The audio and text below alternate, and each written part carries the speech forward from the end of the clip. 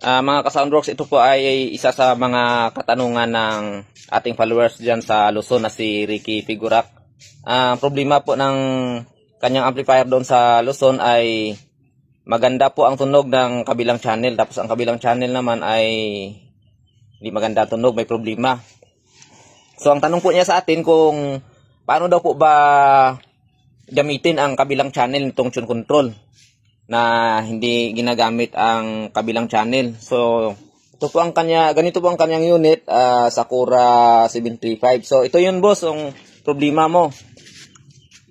So bali dito ka dumaan sa likuran, alisin mo itong effector na jumper.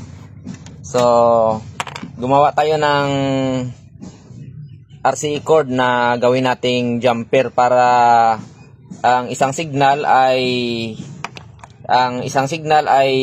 mapalabas natin sa i-distribute natin sa dalawang channel nitong ating main amp nitong ating Sakura na 735. So ito kailangan nyo gumawa ng ganitong cord boss. So isa dito sa dulo at saka itong sa dulo niya ay dalawa. Ibig sabihin single in tapos dual out siya. So itong kinakabitan ng effector sa likuran ay ito kasi, itong sa effector, itong out, ito yung signal na nanggagaling dyan sa ating tune controls.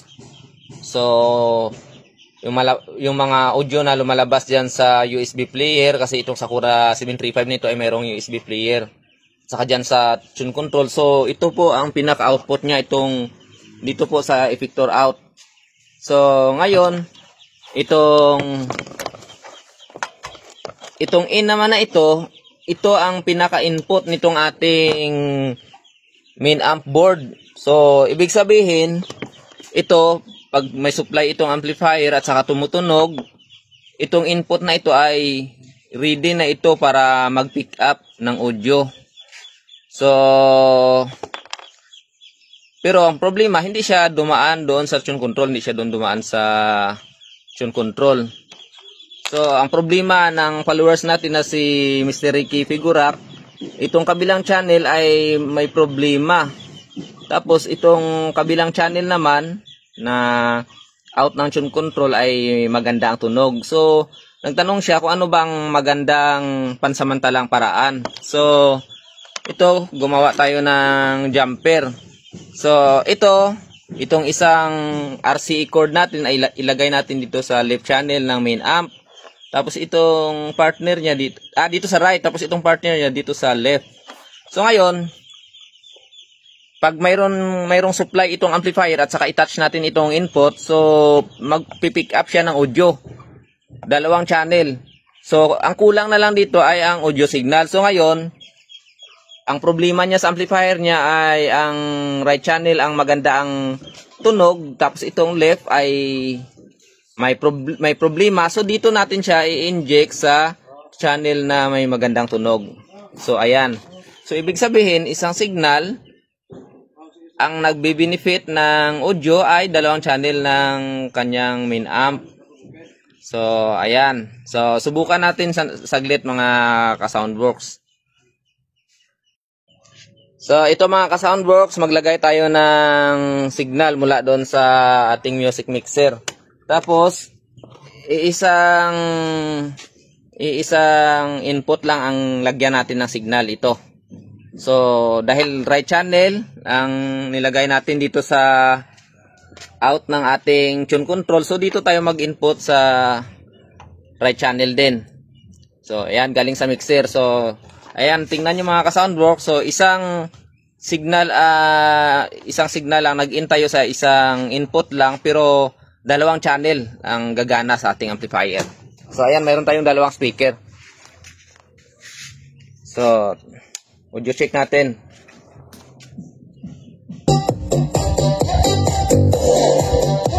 So ayan mga ka-Soundworks, dalawang speaker ang gumana. So ito, ayan, sa kabilang channel. Ito naman ang sa kabila. So ngayon, ito, lagyan natin itong left. Ayun, doon ang tumunog sa kabila. So itong right naman, so ayan, dito sa right channel lang tumunog. So ayan, gawin nating stereo. So ayan. So ibig sabihin mga ka-Soundworks, isang signal, so dalawang isang signal ng isang input. So i-distribute niya ang kanyang signal sa dalawang channel nitong ating main amp. So ibig sabihin, itong dalawang channel na ito, gumagana ito lahat kahit na isang channel lang ang input. So ang video nito mga ka-Soundworks, ang video na nito kung paano ko ginawa, so ito isusunod ko dito sa dulo nitong video nito pag tinapos niyo. So maraming salamat.